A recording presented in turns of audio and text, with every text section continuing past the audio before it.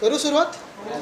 ठीक आहे. आपल्याला सर्वांना माहितीच आहे की आत्ताच काही क्षणापूर्वी भाजप मिंदे आणि दादांचं एक रिपोर्ट कार्ड हा त्यांनी प्रकाशित केलेला आहे. मला वाटतं नाव बदलून खरं तर आता महाराष्ट्र त्यांच्या रिपोर्ट कार्डचं डिपोर्ट कार्ड ठेवणार आहे. कारण अनेक गोष्टी या महाराष्ट्रातून गेल्या 2 वर्षात त्यांनी डिपोर्ट केलेल्या आहेत. मग ते उद्योग असो, आणि आपल्याला पुन्हा पुन्हा आठवण करून देईन कारण ही जखम फार झालेली आहे. मग ते वेदांता फॉक्सकॉन असेल, एअरबस टाटा असेल, बल ड्रग पार्क असेल, मेडिकल डिव्हाइस पार्क असेल, गिफ्ट सिटीचं पूर्ण जे इथून इंटरनॅशनल फायनान्शियल सर्व्हिसेस सेंटर जे भाजपने हलवलं होतं ते, डायमंड मार्केट असेल, अनेक गोष्टी इथून गुजरातकडे डिपोर्ट केलेल्या आहेत. आणि तसंच मी दसऱ्याच्या दिवशी जे बोललो की महाविकास आघाडीचं सरकार येताच आमच्या सर्वात महत्त्वाच्या 3 प्रायोरिटी राहतील: जॉब्स, जॉब्स आणि जॉब्स, रोजगार, रोजगार आणि रोजगार. कारण रोजगार देखील महाराष्ट्रातून डिपोर्ट केलेले आहेत आणि बेरोजगारी एकंदरच देशात भाजपच्या राज्यात सगळीकडे दिसत आहे. हे जरी असलं आणि डिपोर्ट कार्ड जरी आमचं तयार असलं भाजपासाठी आणि एकनाथ शिंदेसाठी, तरी आपल्या लक्षात आणि मुंबईच्या लक्षात, महाराष्ट्राच्या लक्षात एक गोष्ट आणून द्यायची आहे की काल आचारसंहिता लागली. आणि आपल्याला आठवत असेल, मी हे सांगितलं होतं की अदानी समूहाचे सगळे GR त्यांच्या फायद्याचे जोपर्यंत प्रकाशित होत नाहीत तोपर्यंत आचारसंहिता काही लागू होत नाही. काल आचारसंहिता लागायच्या आधीच आपल्याला माहिती आहे देवनारचा एक मोठा भूखंड अदानी समूहाला दिलेला आहे. आणि एकंदर जर आपण पाहिलं तर गेल्या 2-3 महिन्यांमध्ये, खास करून लोकसभेनंतर, जुलै असेल, ऑगस्ट असेल, सप्टेंबर असेल आणि आता ऑक्टोबर, आणि खास करून ऑक्टोबरच्या काही महत्त्वाच्या त्यांच्या मंत्रिमंडळाच्या ज्या बैठका होत्या, प्रत्येक बैठकीत त्यांनी काही ना काहीतरी असं दाखवलं की आम्ही जनतेला काहीतरी देतोय. मग लाडकी बहीणची स्कीम असेल, पहिले जे 15 लाखाबद्दल बोलत होते आता 1500 बद्दल बोलत आहेत. सरकार चुकून जर आलं तर 15 रुपये देतील अशी ती लाडकी बहीण योजना. आणि मग दुसरं म्हणजे काल परवाकडे आपल्याला आठवत असेल, टोल, मुंबईचे जे 5 प्रवेशद्वार आहेत तिथे त्यांनी येणाऱ्या सगळ्या लाईट मोटर व्हेकलसाठी टोल माफ केलं. टोल होता किती? 45 रुपये, 50 रुपये. ठीक आहे, हे सगळं चांगलं आहे, लोकांना वाटत असेल की काहीतरी आपल्या हातात मिळतंय. पण ह्याच गोष्टींचा आडोसा घेऊन ज्या भयानक गोष्टी ह्या खोके सरकारने केलेल्या आहेत त्या विचार करण्यासारख्या आहेत. आणि नक्की महाराष्ट्राने याच्यावर मतदानाच्या दिवशी विचार करणं गरजेचंच आहे. पण हे मी आपल्या माध्यमातून जनतेसमोर नेत आहे कारण हे भयानक प्रकार मुंबई आणि महाराष्ट्र लुटण्याचा हा सुरू आहे. एकंदर जर आपण पाहिलं तर धारावी पुनर्विकास योजना जी आहे त्याच्याबद्दल आम्ही मित्रपक्ष सगळे आणि खास करून शिवसेना उद्धव बाळासाहेब ठाकरे हा पक्ष सतत बोलत आलो आहोत. मग धारावीत अनेक आम्ही मोर्चे घेतले आहेत, सभा घेतलेल्या आहेत, चौक सभा घेतलेल्या आहेत, बैठकी घेतल्या आहेत आणि मुंबईत देखील घेतलेल्या आहेत. आपल्या माध्यमातून अनेक भयंकर गोष्टी धारावी पुनर्विकास योजनेबद्दल येतच असतात. पण एकंदर जर आपण आज जर विचार केला आत्ताच्या घडीला आपण कुठे आहोत, कारण हे काय कॅबिनेटमध्ये तुम्हाला वाटतं की तुम्हाला काहीतरी दिलंय, पण तुम्हाला 50 रुपयाची सूट दिली असेल, पण 50,000 कोटी चा फायदा हा अदानी समूहाला त्याच वेळी दिलेला होता. आता तुम्ही बघा, धारावी एकंदर जर पाहायला गेलं तर 300 एकरमध्ये धारावीचे झोपडपट्टी आहे आणि ज्या काही मायक्रो इंडस्ट्रीज आहेत ते आहे. त्या 300 एकर रिडेव्हलप करायला पूर्ण जो भूखंड धारावीमध्ये घेतला गेला आहे, मग टाटा पॉवर रिसिव्हिंग स्टेशन असेल, माहीम नेचर पार्क असेल, रेल्वेची जमीन असेल, एकत्र करून तो आहे 540 एकर. त्याच सोबत जेव्हा टेंडर झालं, सगळं काही झालं, एका अदानी समूहाला ते टेंडर मिळालं पुनर्विकासाचं, त्यानंतर ह्या सरकारने किंवा ह्या राजवटीने, एकनाथ शिंदेंनी काय काय त्यांना दिलं ह्या मुंबईमध्ये, आणि ते फुकट. सवलती तर वेगळ्या, म्हणजे सवलतीमध्ये काय, TDR 40% हे अदानी ठरवणार, मग FSI त्यांना जे ठरवायचं ते, स्टेअरकेस प्रीमियम माफ, हा प्रीमियम माफ, तो प्रीमियम माफ, हे तर दिलंच सगळ्या सवलती. पण जे मुंबईत भूखंड, तुमचे आमचे मुंबईची जमीन ही त्यांना फुकटात दिली आहे.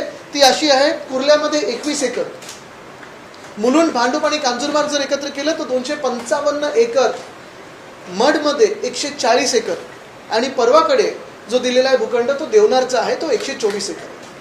तसं पाहायला गेलं तर हे देखील 540 एकर होतं. म्हणजे 540 आणि 540 मुंबईत छोटे मोठे जर दिलेले प्लॉट अदानीला सोडले तर 1080 एकर फुकटात अदानी समूहाच्या घशात एकनाथ शिंदेनी टाकलेली आहे. हे कशासाठी होतं, हे कोणासाठी होतं? कदाचित तुम्हाला आम्हाला वाटत असेल की चला मला 1500 रुपये मिळतात, चला मला 50 रुपयाची सूट मिळाली. पण हे सगळं होत असताना जर तुम्ही 1080 एकर फुकटात मुंबईचे अदानी समूहाला देताय तर नक्की हे कुठे नेऊन ठेवता तुम्ही महाराष्ट्र, आणि कुठच्या दिशेला मुंबई नेत आहात? म्हणजे मुंबई तुम्ही गुजरातला जोडू शकत नाही तेवढे वर्ष प्रयत्न करून. मुंबई तुम्ही जिंकू शकत नाहीत, मुंबईकराला तुम्ही विकत घेऊ शकत नाही, तर काय करायचं? जोर जबरदस्तीने दादागिरी करून मुंबईच्या जमिनी आहेत, मुंबईचे जे भूखंड आहेत, मुंबईच्या हक्काचे जे जल जंगल जमीन आहे ते देऊन टाकायचं अदानीला. कदाचित अरबी समुद्राचं नाव देखील अदानी समुद्र करून टाकतील हे पुढच्या सरकारमध्ये जर आलं तर, येत नाही. पण ह्याच्यात अजून एक गोष्ट महत्त्वाची आहे की देवनारचा जो भूखंड त्यांनी दिला 124 एकर, माहिती काढा आपण, राज्य सरकार आणि मुंबई महानगरपालिकेमध्ये अंतर्गत वाद आहे, तो कोर्टात पण गेला होता. कदाचित ह्या प्रशासकांनी त्यांना कन्सेंट दिलं असेल, पण ह्याच भूखंडावर लेगसी वेस्ट आहे, डम्पिंग ग्राउंड आहे, त्याच्यानंतर तिथे वेस्ट टू एनर्जीचा प्लांट आमच्या सरकारच्या वेळी आणि ह्या सरकारच्या वेळी देखील त्याच्यावर चर्चा सुरू होती आणि मला वाटतं जाहीर पण केला होता. मग एकंदर वाद असताना, सबज्युडिस मॅटर असताना हे सगळं एवढी घाई करून तुम्ही अदानीच्या घशात का टाकताय? बरं, एवढा सगळ्या 540 आणि 540 एकर जर दिले तरी धारावीतल्या प्रत्येक व्यक्तीला घर मिळणार आहे का? तर तसं नाही आहे. कारण जर तुम्ही टेंडर डॉक्युमेंट बघितलं तर त्याच्यात अपात्र लोक होणार आहेत. धारावीतले साधारणपणे 1.5 लाख परिवार धारावीमध्ये अपात्र ठरवली जाणार आहेत. त्यांना तुम्ही तिथून तर हकलवणारच, तुम्ही बाहेर तर काढणारच आहे. म्हणजे 1.5 लाख परिवारांना तुम्ही धारावीत घरं देणार नाही. त्याचसोबत माझ्या मुंबईचे सॉल्ट पॅन्स तुम्ही घेणार, त्याचसोबत माझ्या मुंबईच्या जागा तुम्ही फुकटात घेणार, त्याचसोबत मुंबईत तुम्ही साधारणपणे जर आत्ता पाहिलं तर धारावीचं जर सोडलं आणि इतर हे जे 540 एकर मी बोलतोय त्याच्यात 7 लाख स्क्वेअर फूटचं कन्स्ट्रक्शन हे लोक करणार आहेत. 7 लाख स्क्वेअर फूट. आपल्याला मिळतात किती? 1500 रुपये महिलांना, 50 रुपयाची सूट टोलवर. म्हणजे एका बाजूला आपल्याला काहीतरी फसवायचं आणि दुसऱ्या बाजूला काम करायचं अदानीसाठी. म्हणजे तुम्ही बघा ना, आता जे मुंबईत झालेलं आहे, मध्यंतरी माझ्या कानावर बातमी आली होती की उत्तर प्रदेशमध्ये काही ठिकाणी भाजपाने साईबाबांना विरोध केला होता, त्यांच्या मूर्त्या झाकल्या होत्या, कारण ते काय म्हणाले होते? सबका मालिक एक है. भाजपाचा याला विरोध आहे, ते बोलतात सबका मालिक अदानी आहे. एकनाथ शिंदेचा याला विरोध आहे, ते म्हणतात सबका मालिक अदानी आहे. आणि ते करायला मागे लागले. तुम्ही विचार करा, साधारणपणे जर यांनी 7 लाख स्क्वेअर फूटचं कन्स्ट्रक्शन या मुंबईमध्ये केलं, धारावी सोडून, धारावीत वेगळं, तर कमीत कमी ह्या 7 लाख स्क्वेअर फूटमधून 1 लाख कोटी अदानी समूह कमवणार. मी परत एकदा सांगतो, कोणीही मुंबईत कमवण्यात आम्हाला काही विरोध नाही आहे. मुंबई ही स्वप्ननगरी आहे. मुंबईत अनेक युवा युवती प्रत्येक दिवशी येतात, रोजगारासाठी येतात, नोकऱ्यांसाठी येतात, स्वतःचं काहीतरी सुरू करण्यासाठी येतात.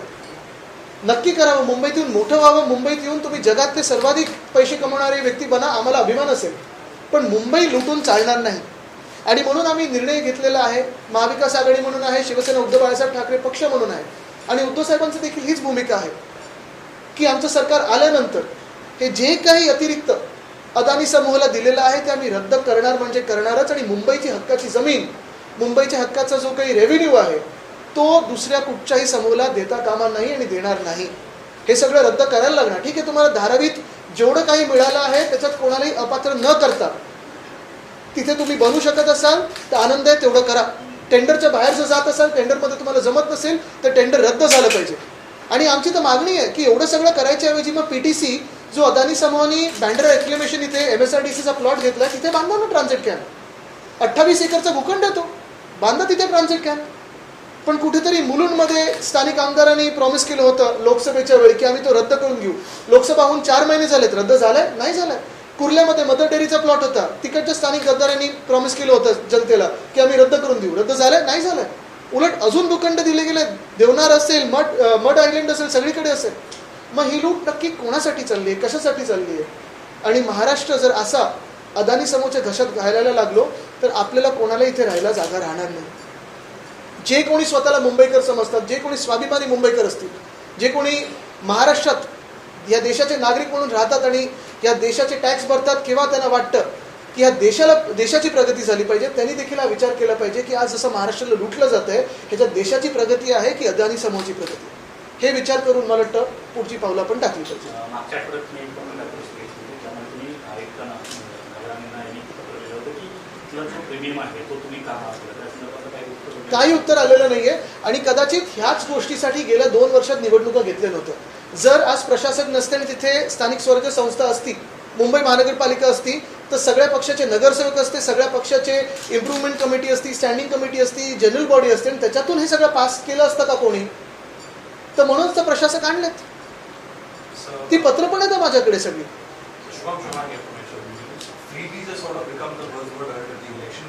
What is your stance as far as freebie is concerned? Do you think it is sustainable in the long term, or do you believe it is something? If all the contracts given to Eknath Shinde's favorite contractors are cancelled, then a welfare state is 100% possible. I would classify it as a welfare state more than a freebie. What is a freebie? Everything of Mumbai that is being given free of cost to Adani is a freebie. तुम्ही आता ज्यांचा उल्लेख केला की आपण आमचं सरकार आल्यानंतर आम्ही या सगळ्या जागा, या व्यतिरिक्त उद्धवजी त्या दिवशी भाषणामध्ये म्हणाले की ज्या ज्या गोष्टी चुकीच्या झाल्या त्या वेळेला त्याच मुद्द्यावर आता युतीची जी प्रेस कॉन्फरन्स झाली त्याच्यामध्ये त्यांनी म्हटलं की हे लोक लाडकी बहीण योजना सुद्धा बंद करतील जर यांचं सरकार आलं. आमचं नाव भाजप नाहीये. आम्ही सांगितलेलं आहे की लाडकी बहीण आम्ही वाढीव देऊ आणि सुरक्षित बहीण देखील आणू. ह्याच भाजपनी स्वतःचे जे काही बलात्कारी लोक आहेत, अनेक लोक ज्यांनी महिलांवर अत्याचार केले, मग ते आपटे ते शाळेचे संस्थाचालक असतील किंवा अनेक लोक असतील, त्यांना वाचवण्यासाठी शक्ती कायदा आमच्या महाराष्ट्रात येऊ दिला नाही. पाठवलाय राष्ट्रपती महोदयांकडे, 4 वर्षापासून प्रलंबित आहे. आणि हे सगळं जे भाजपला 1,500 रुपये असेल किंवा 50 रुपयाचं टोल असेल ते आत्ता गेल्या 2-4 महिन्यांमध्ये आठवलं नाही, तर गेल्या 1 महिन्यात आठवलं. तुम्ही जे आता म्हणता आहात याच्यावरच एक मुद्दा देवेंद्र फडणवीस यांनी सुद्धा उपस्थित केला की एकीकडे तुम्ही म्हणता की ही योजना फिजिबल नाही आहे किंवा कोण म्हणतंय? महाराष्ट्राची जी तिजोरी आहे ती रिकामी करून टाकलेली आहे, मग दुसरीकडे तुम्ही तुमच्या जे जाहीरनामा आहे त्याच्यामध्ये वाढीव पैसे देणार ते कुठून आणणार? मला वाटतं फडणवीस साहेबांनी आधी देखील अशा खूप फसव्या गोष्टी सांगून झालेल्या आहेत. नाशिक दत्तक घेणार होते, अनेक गोष्टी अशा त्यांनी सांगितल्या होत्या. वेदांता फॉक्सकॉनपेक्षा मोठं काहीतरी येणार होतं. मला वाटतं त्यांनी स्वतः जी काही गृह खात्यात गडबड करून ठेवली आहे त्याच्यावर फोकस करावं. आणि दुसरी गोष्ट म्हणजे सबका मालिक अदानी आहे, ही त्यांची जी भूमिका आहे ती जरी रद्द केली ती महाराष्ट्राच्या प्रत्येक जनतेला खूप काही मिळेल. ते असं म्हणतात की गुजरातचे ब्रँड अँबॅसेडर महाविकास आघाडीचे नेते आहेत, सगळ्यात जास्त गुंतवणूक महाराष्ट्र 1 नंबर. मी त्यांच्याबरोबर तुतुममे करायला इंटरेस्टेड नाही. असतील तर त्यांनी समोरासमोर यावं आणि तेही मुख्यमंत्र्यांनी यावं. पण महत्त्वाची गोष्ट एकच आहे की आज जे काही मी बोलत आहे हे खरं आहे की नाही, हे सरकारी GR मध्ये आहे की नाही, आणि हे त्यांनी खोडून का नाही काढलं जर मी खोटं बोलत असेल तर. जो प्रीमियमचा विषय काढला होता, एका तरी मंत्र्यांनी किंवा नगरविकास मंत्र्यांमध्ये हिंमत आहे येऊन समोर बोलायला की आम्ही खोटं बोलतोय? खोडून काढावं मी जे काही बोलतो ते. पत्रकार परिषदेमध्ये मुख्यमंत्र्यांनी देखील वारंवार एक महत्त्वाचा प्रश्न केला की आपलं सरकार हे स्थगिती सरकार होतं, मेट्रो असू दे. ज्या सरकारबद्दल ते बोलतात निर्लज्जपणे, त्याच्यात ते 2.5 वर्ष मंत्री होते, नगरविकास खातं होतं. तुम्ही ज्यावेळी दसरा मेळाव्याच्या भाषणामध्ये पण म्हटलं होतं तर अदानी समूहाला जेवढं मुंबईमधून देता येईल तेवढं दिलं जाईल आणि त्यानंतर आचारसंहिता लागू होईल. आता आचारसंहिता लागू झाली, तुम्हाला वाटतं अदानी समूहाला सर्व काही आता देऊन झालं? हे तर दिलेलंच आहे सगळं काही. 7 लाख स्क्वेअर फूटचं कन्स्ट्रक्शन, 1 लाख कोटी ह्याच्यातून कमवतील, धारावीतून वेगळं. आमची तर मागणी आहे की PTC ह्या बँड्रा रेक्लेमेशनच्या प्लॉटवर व्हावी. आणि दुसरी मागणी हीच आहे की मुंबईत आपण पाहतो सरकारी कर्मचारी असतील, पोलीस कर्मचारी असतील, जे रिटायर्ड आहेत, ज्यांना घरं पाहिजेत, त्यांना स्थानिक तिकडे आहेत तिथे मिळावे, तिथे नसेल तर धारावीत त्यांनी बांधून द्यावी. आमची तर ही पण मागणी राहिली की इंटरनॅशनल फायनान्शियल सर्व्हिसेस सेंटर धारावीत यावं. कारण 300 एकर हा जो हटमिन्स आणि मायक्रो इंडस्ट्रीजची जागा आहे ती तिकडेच होऊ शकते आणि अधिकचा जो त्यांनी हे घेतलेला आहे, एरिया घेतलेला आहे, त्याच्यात बनू शकतं सगळं काही. सर्व काही देऊन झालंय असं वाटतंय का? सगळं काही देऊन झालेलं आहे. जेव्हा आचारसंहिता उठेल तेव्हा आमचं सरकार बनलेलं असेल आणि आम्ही सगळं काही रद्द करू. ठराविक पुनर्विकास एक संदर्भात मिनिट, एक करतो. ठराविक पुनर्विकास संदर्भात वारंवार तुम्ही पत्रकार परिषदेत पुरावे सादर केलेले आहेत, तितकं एकत्र येतं. पण तुम्ही वारंवार हे सांगितलं जातं पण कोर्टात का जात नाही किंवा कोर्टात का राहत नाही? कारण आता जाऊ दे, त्या विषयावर मला जास्ती बोलायचं नाही. आता आम्ही पण 2 वर्ष कोर्टात आहोत. काल आचारसंहिता लागलेली आहे. आदित्यजी, ज्यांचे स्वतःचे गृहमंत्री एका उद्योगपतीच्या घराच्या बाहेर जिलेटिनच्या कांड्या ठेवण्याच्या प्रकरणामध्ये जेलमध्ये गेले, त्यांनी कायदा सुव्यवस्थेचा प्रश्न आम्हाला सांगू नये. मला वाटतं मी जसं सांगितलं ना, त्यांच्या तुतुमयमेला मी आज इथे बसलोच नाहीये. त्यांचं डिपोर्ट कार्ड हे रेडी आहे.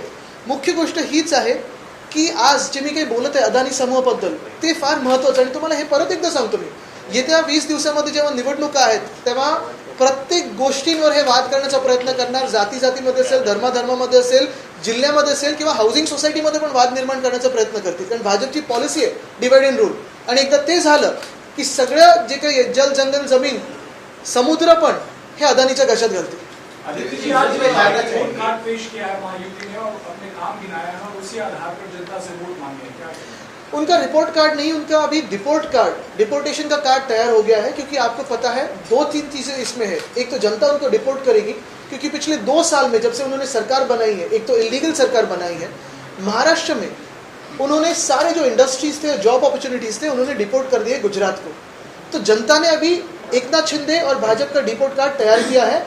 चुनाव में दिखाई देगा उनका डिपोर्टेशन. फडणवीस साहब ने बोला कि हमने तो शंखनाद कहा और आप लोग ऐलान कर रहे हैं, तो हिंदी उर्दू। मुझे लगता है कि यही बातों में फंसे हुए हैं और उनकी जो बातें हैं भाजपा में भी सुनाई देती है क्या, कोई सुनता है क्या, वो उस पर थोड़ा गौर करे या विचार करे, क्योंकि अभी गौर बोलूंगा तो वापस उनको दर्द हो जाएगा, तो मंथन करे,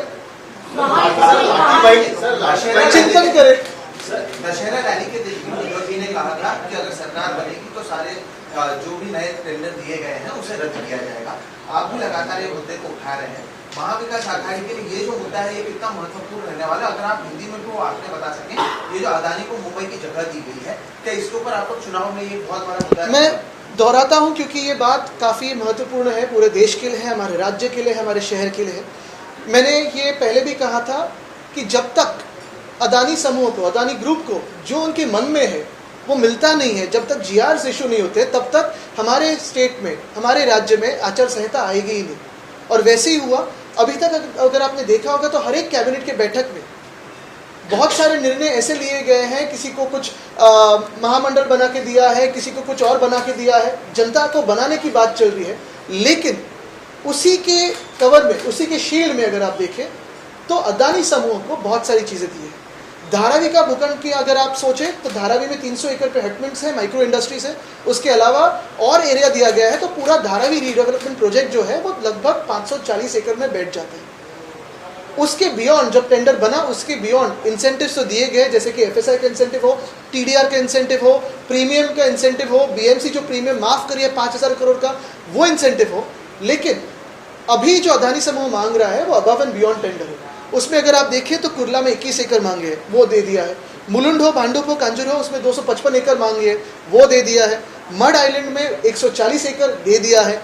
देवनार में 124 एकड़ जो सब जुडिस है, जो मामला कलेक्टर और बीएमसी का डिस्प्यूट है, वो भी बिना पूछे दे दिया है। यानी अगर आप देखें तो इसमें भाजपा हो, एकनाथ शिंदे हो, उनकी भूमिका एक ही है, सबका मालिक अदानी।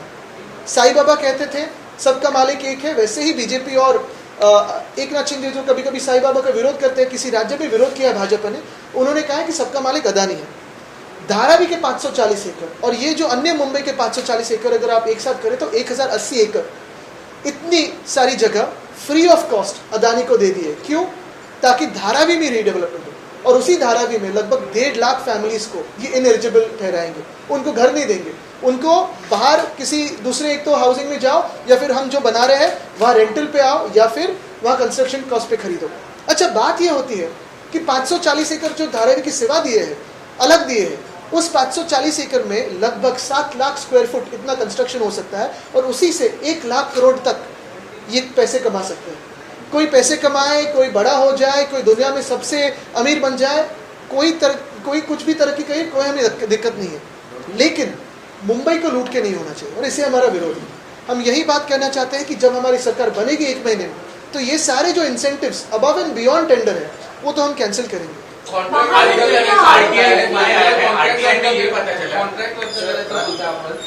मात्र ज्यांना कॉन्ट्रॅक्ट दिले त्यांना 10% रक्कम देखील दिली जाते। ज्यावेळी रस्ते कॉन्क्रीटीकरणाचा ज्यावेळी आपण ॲडव्हान्स मोबिलायझेशन, आपल्याला आठवत असेल मी जो 16,000 कोटीचं टेंडर बद्दल बोललो, त्यांना कोर्टात MMRDला मान्य करायला लागलं आणि 20 दिवसाचे 60 दिवस करायला लागले। दुसरा कॉन्ट्रॅक्ट जो दिला त्यांनी सेंट लुशिया मधली बँक आहे, जरा माहिती काढा, त्या बँकला RBIची मान्यता प्राप्त आहे का? पण हे आपले जनतेचे पैसे भलत्या बँकेच्या गॅरंटीवर त्यांनी देऊन ठेवलेत। हेच मी सांगतोय की आमचं सरकार आल्यानंतर MMRD असो, BMC असो, PMRD असो, नाशिक असो, नागपूर असो, सगळीकडे आम्ही सखोल चौकशी करू आणि जो कोणी दोषी असेल त्याला आम्ही हटतो। आपकी सरकार थी तब कई ऐसे प्रोजेक्ट जिसको आपकी तरफ से मंजूरी नहीं मिली थी, जिसके बाद हमने सारी चीजों को गुजरात शिफ्ट किया है और उनका ये भी कहना है कि यहाँ पर मुंबई में जितना भी विकास हुआ है वो हमारी सरकार ने किया है, विकास की आघाड़ी सरकार से लूटने का काम किया है। तो इस सरकार को भी हमारी मान्यता नहीं, तो क्या ये सरकार भी गुजरात शिफ्ट कर देंगे ये लोग?